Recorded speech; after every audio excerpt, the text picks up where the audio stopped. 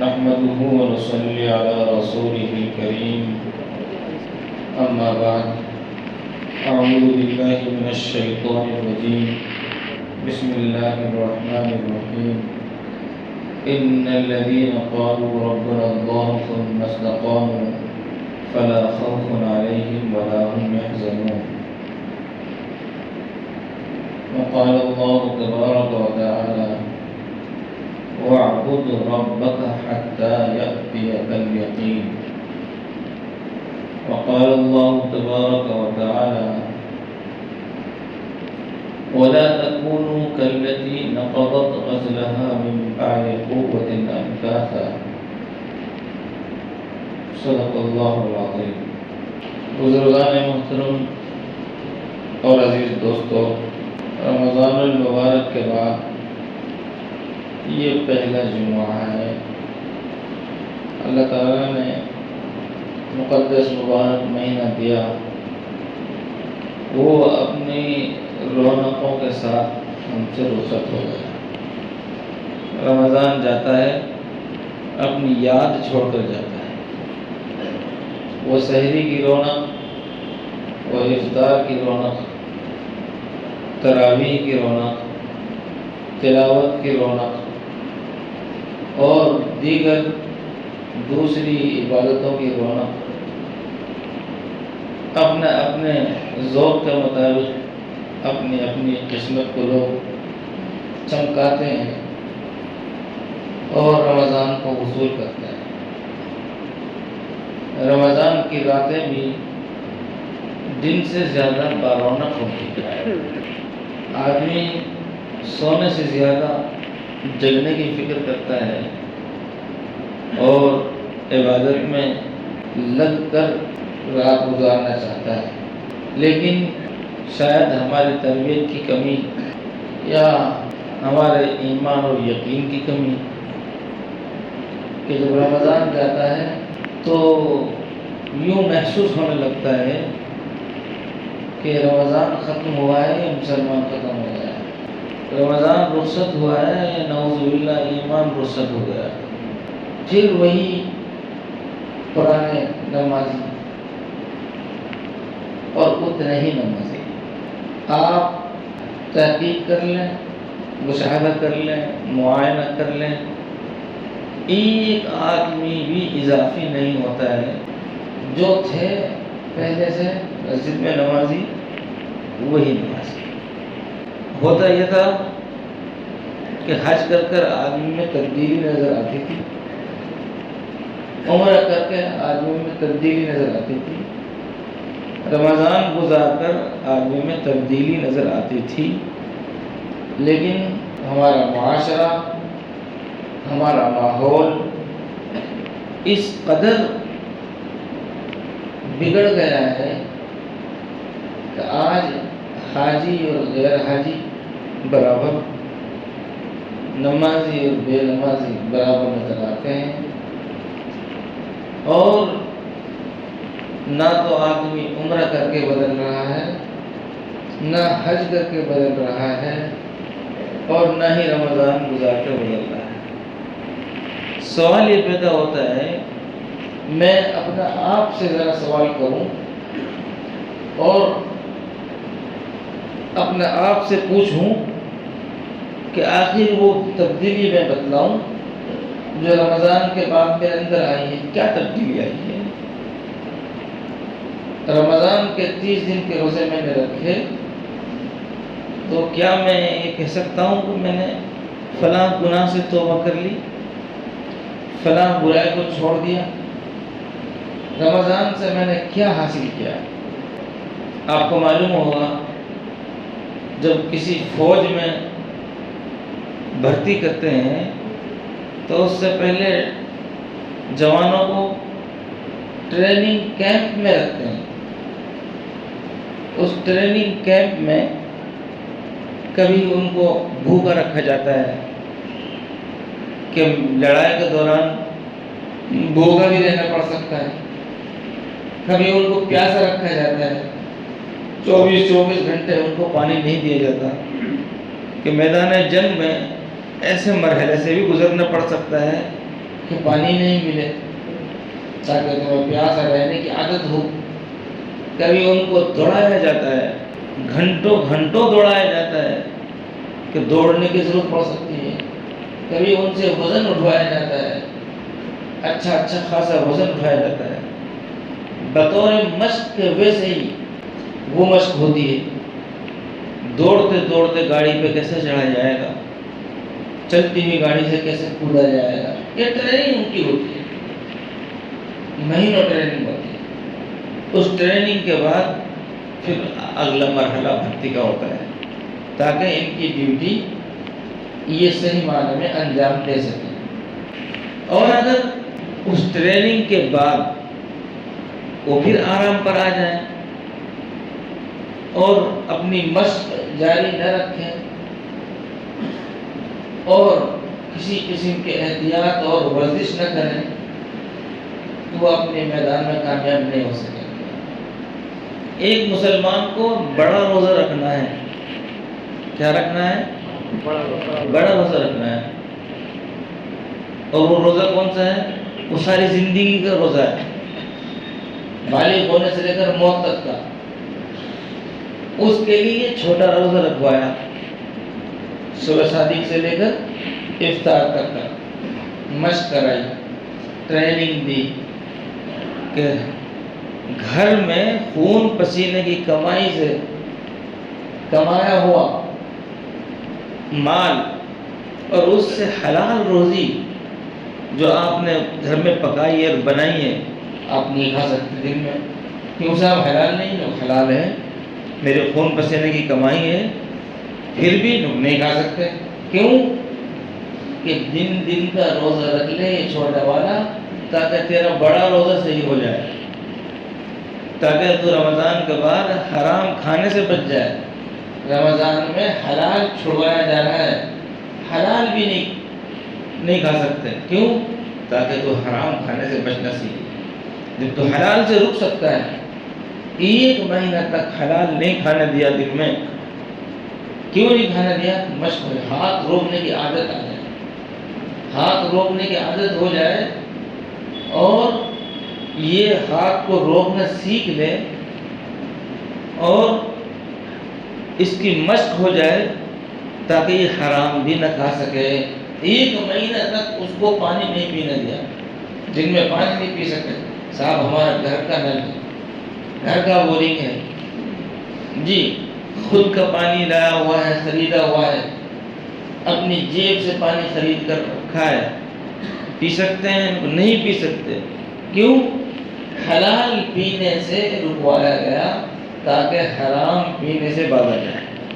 اگر ایک مہینہ کی مشق کے بعد ہماری مشق ہی نہیں ہوئی، ایک مہینے کی ورزش کے بعد ہماری ورزش ہی نہیں ہوئی، اور ایک مہینے کی رہن سہن کے بعد اگر ہماری عادت نہیں تبدیل ہوئی، تو اس کا مطلب یہ ہم نے روزوں کو صحیح جذبے سے نہیں رکھا، صحیح نیت سے نہیں رکھا۔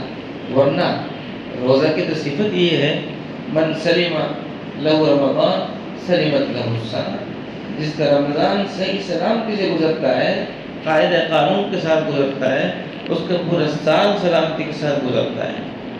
جو رمضان صحیح گزارتا ہے اس کا پورا سال صحیح گزرتا ہے۔ جو رمضان میں نمازوں کی پابندی کرتا ہے وہ پورا سال نمازوں کی پابندی کرتا ہے۔ جو رمضان میں صحیح معنی میں دیانتداری، امانتداری، ایمانداری کے ساتھ اس مہینے کو گزارتا ہے، پورا سال صحیح گزارتا ہے۔ تو کہیں ایسا تو نہیں ہم سے کہیں مسٹیک ہوئی ہو، ہمارے نیت میں کھوٹ ہو، یا ہم نے صحیح تربیت حاصل نہیں کی، یا ہم غفلت میں آ گئے۔ سوال یہ ہے کہ ہم اپنا آپ سے سوال کریں کہ بتاؤ رمضان سے پہلے جو میری حالت تھی، رمضان کے بعد اس میں کیا فرق آیا؟ دنیا کے کسی بھی بڑے سے بڑے حکیم اور ڈاکٹر کی آپ دوا لیں، اس سے فائدہ نہ ہو تو حکیم میں کمی نکالی جاتی ہے، ڈاکٹر میں کمی نکالی جاتی ہے، دواؤں میں کمی نکالی جاتی ہے۔ اور اگر کوئی ماہر ڈاکٹر ہوتا ہے اور ماہر حکیم ہوتا ہے تو پھر وہ یہ کہتا ہے کہ کہ تم نے دوا لینے میں گڑبڑی کی، اللہ سے بڑا حکیم کون ہے، اور اللہ سے زیادہ بڑا طبیب کون ہے، اور اس سے زیادہ بڑا ڈاکٹر کون ہو سکتا ہے؟ جو ڈاکٹروں کا خالق ہے، جو حکیموں کا خالق ہے، جو طبیبوں کا خالق ہے، جو اپنے بندوں کے رگ و ریشے سے پوری طرح واقف ہے۔ جب اللہ کا کہنا یہ ہے کہ 1 مہینہ روزہ رکھنے سے تقوی پیدا ہوتا ہے، کون کہہ رہا ہے؟ اللہ کہہ رہا ہے کہ ہم نے 1 مہینہ ایام معدودات جو تمہیں روزہ رکھنے کے لیے کہا ہے، کیوں کہا ہے؟ لعلکم تتقون، تاکہ تمہارے اندر تقوی پیدا ہو جائے۔ اب 1 مہینہ روزہ رکھنے سے تقوی پیدا ہوتا ہے، یہ اللہ کا فرمان ہے۔ اور اگر میرے اندر 1 مہینہ روزہ رکھنے سے تقوی پیدا نہیں ہوا تو اس کا مطلب یہ ہے کہ میرے اندر کوئی کمی ہے، اللہ کے فرمان میں کوئی کمی نہیں۔ ومن اصدق من اللہ قیلا ومن اصدق من اللہ حدیثا، اللہ سے زیادہ سچا کوئی کس کا ہو سکتا ہے، اور اللہ سے زیادہ سچی بات کس کی ہو سکتی ہے؟ اللہ نے تو فرما دیا کہ 1 مہینہ روزہ رکھنے سے تقوی پیدا ہوتا ہے، میرا اندر پیدا نہیں ہو رہا، اس کا مطلب کیا ہے؟ میرے روزوں میں کمی ہے۔ اس کا مطلب کیا ہے؟ میرے رمضان میں کوئی کمی ہے، میں نے دوا صحیح طور پر استعمال نہیں کی۔ ورنہ یہ کیا بات ہوئی کہ رمضان میں 5 وقت مسجدیں فل ہوتی ہیں اور رمضان کا سلام پھیرا؟ اللہ جانتا ہے رمضان کا سلام پھیرا ہے یہ اسلام سے سلام پھیر گیا ہے۔ رمضان گیا ہے یہ مسلمان ختم ہو گئے۔ اللہ تعالیٰ قرآن پاک میں فرما رہا ہے وَلَا تَكُونُوا كَالَّتِي نَقَضَتْ غَزْلَهَا مِن بَعْدِ قُوَّةٍ أَنْكَاثًا۔ ایک عورت بوڑھیا مکہ مکرمہ میں سوت کاٹتی تھی۔ اب جو پرانے لوگ ہیں وہ جانتے ہیں سوت کاٹنا کتنی محنت سے ہوتا ہے۔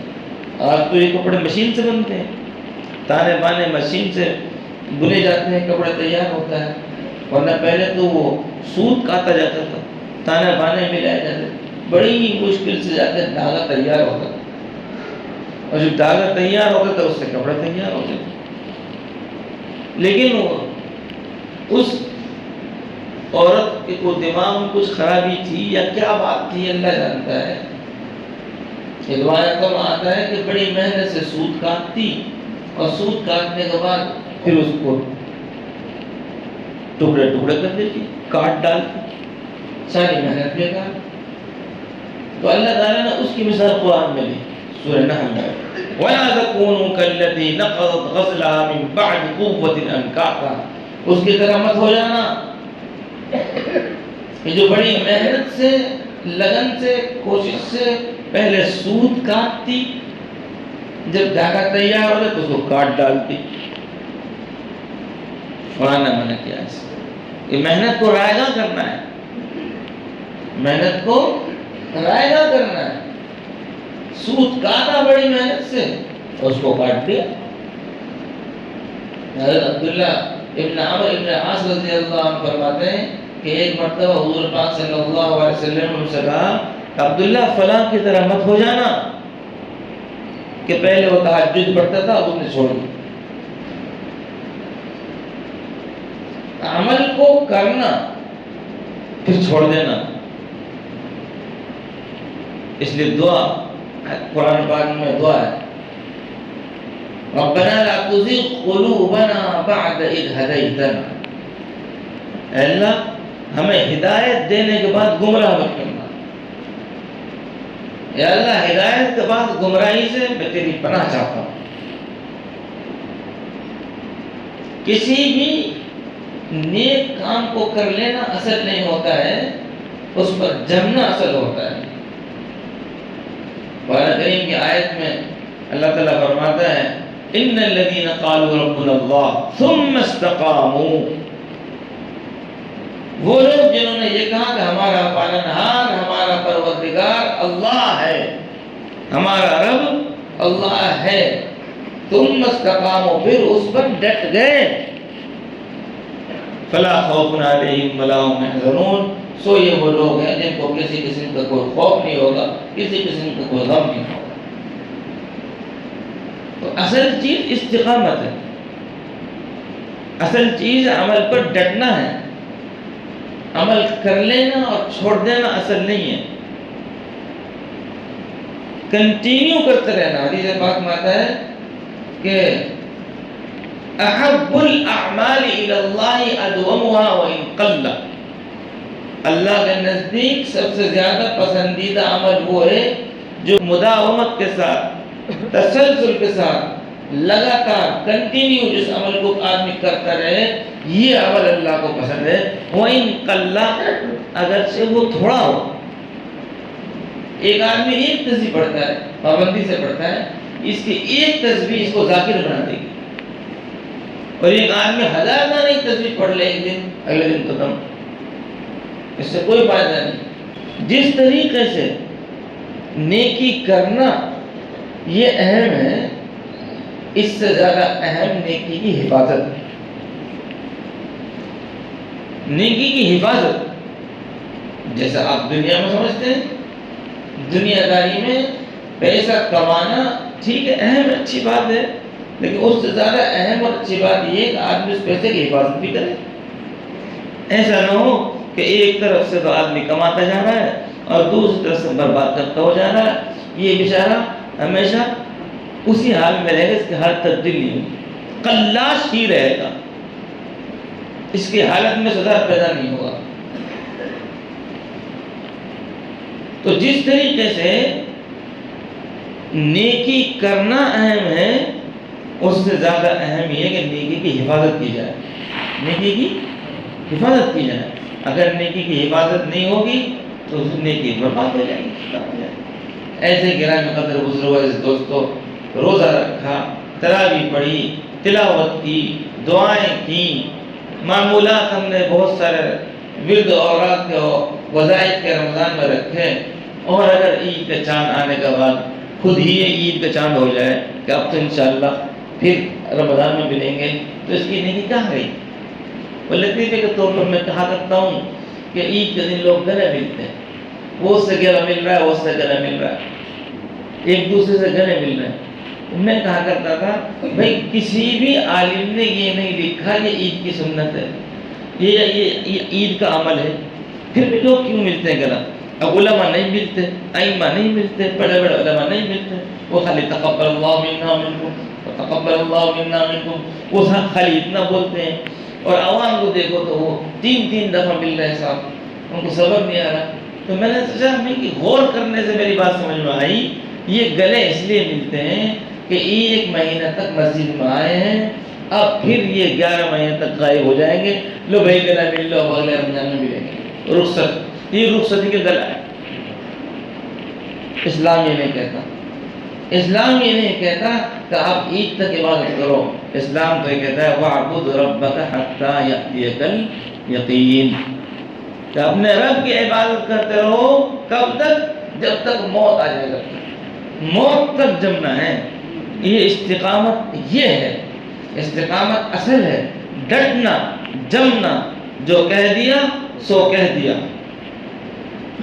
اللہ معاف فرمائے، وہ ہماری توبہ کا حال، ایک بچہ جو ہے بہت پیسہ مانگتا تھا، بہت پیسہ مانگتا تھا، تو ان کے والد ایک بزرگ کے پاس لے کر گئے کہ حضرت یہ پیسہ بہت مانگتا ہے، اس تو سمجھا دو۔ تو ان بزرگوں نے بچے سے کہا بچے توبہ کرو، اچھی بات نہیں ہے، توبہ کرو کہ آئندہ جو پیسہ نہیں مانگیں گے، پیسہ مانگنا اچھی بات نہیں ہے۔ اور اس بچے سے توبہ کروائے کہ اللہ توبہ، اب میں پیسہ نہیں مانگوں گا، توبہ کر لی۔ جب توبہ کر لی، خاموش بیٹھ گیا، اب ابا کے کوہنی ماری اس نے، اور کوہنی مار کے بولا اب تو میں نے توبہ کر لی، اب تو پیسے دے دو، اب تو میں نے توبہ کر لی، اب تو پیسے دے دو۔ تو اللہ معاف فرمائے ایسی ہماری توبہ ہے، رمضان میں خوب توبہ کری، اور عید کے دن سے لگا۔ نماز فرض ہے، جو فرض ہے وہ اٹل ہے، یہ معاف ہونے والا نہیں ہے۔ شریعت نے یہاں تک گنجائش دی، کھڑے ہو کر نہیں پڑھ سکتے، بیٹھ کر پڑھو، بیٹھ کر نہیں پڑھ سکتے اشارے سے پڑھو، ہوش حواس جب تک باقی ہیں جب تک نماز ہے، اور پھر بھی اگر رہ گئی تو پھر بھی فدیہ ہے۔ کیا ہے؟ فدیہ ہے، حساب برابر نہیں ہے۔ آدمی کو چاہیے کہ مرنے سے پہلے وصیت کر دے کہ میری نماز جتنی رہ جائیں ان کا فدیہ ادا کر دینا. روزہ کا بھی فدیہ ہے اور نماز کا بھی فدیہ ہے. اور میں کہا کرتا ہوں اللہ معاف فرمائے کہ اکی دکھ کی نماز رہے جب تو آدمی چلو بے فکر ہو جائے کہ بے فدیہ ادا ہو جائے گا. اب جہاں نمازیں اتنی ساری رہ رہی ہوں تو فدیے کو جوڑا جائے تو 2-2.5 لاکھ تو فدیے کا ہو جائے. کھا جاتے ہیں لوگ وراثت کو. نہ جناب فرض حج کے لیے کوئی حج بلد کا نظم کیا جاتا ہے، نہ نمازوں کا فدیہ کا انتظام کیا جاتا ہے. وارثین بیٹھے رہتے ہیں شکاری جانور کی طرح سے، جیسے جانے والا جاتا ہے وارثین فوراً قبضہ کر لیتے ہیں اور کھا جاتے ہیں. نہ مرنے والے کا فدیہ کا نظم ہے، نہ مرنے والے کا قرضہ کا کوئی انتظام. بہرحال گرامی قدر بزرگوں اس دوستو، ہم رمضان کے پجاری نہیں ہیں، ہم رمضان کے خالق کے پجاری ہیں. ہم کس کی عبادت کرتے ہیں؟ رمضان کی، رمضان کے رب کی. ہم رمضان کے رب کی عبادت کرتے ہیں. ہمارا معبود اللہ ہے، ہمارا معبود رمضان کا رب ہے. رمضان ہمارا معبود نہیں ہے. ہمارا عمل، ہمارا کردار یہ بتلا رہا ہے کہ ہم رمضان کے پجاری نہیں. وہی اللہ جو رمضان میں تھا وہ اب بھی ہے، اور وہ اللہ کا وہ حکم جو رمضان میں تھا وہ اب بھی ہے. رمضان میں جو احکام تھے خاص رمضان کے، وہ رمضان کے ساتھ ہیں. رمضان کے علاوہ کے جتنے احکام ہیں وہ اب بھی باقی ہیں. رمضان گیا ہے، اسلام ختم نہیں ہوا ہے. اس لیے ہمیں غور کرنا چاہیے کہ ہم رمضان المبارک میں جو نماز کا اہتمام کر رہے تھے وہ ہم اب کیوں نہیں کر رہے ہیں؟ کہیں ہمارا ایسا تو نہیں یہ یقین تو نہیں آ گیا کہ رمضان میں نماز فرض ہے؟ اگر ہم نے یہ گمان کر لیا، یہ یقین کر لیا اور اپنا آپ کو دل میں یہ سمجھا لیا کہ نمازیں رمضان میں فرض ہوتی ہیں، تو پھر تو ہمارے ایمان کا مسئلہ آ جائے گا. پھر تو ہمارا لیے ایک سوال کھڑا ہو جائے گا. اس لیے کہ مومن تو وہ ہے جو نمازوں کو روزانہ 5 وقت نمازوں کو فرض مانے. اللہ تبارک و تعالی ہمیں صحیح معنی میں عمل کی توفیق عطا فرمائے اور رمضان کے بعد بھی ہمیں اپنی ذمہ داریوں کو ادا کرنے کی توفیق عطا فرمائے. وآخر دعوانا الحمدللہ رب العالمین.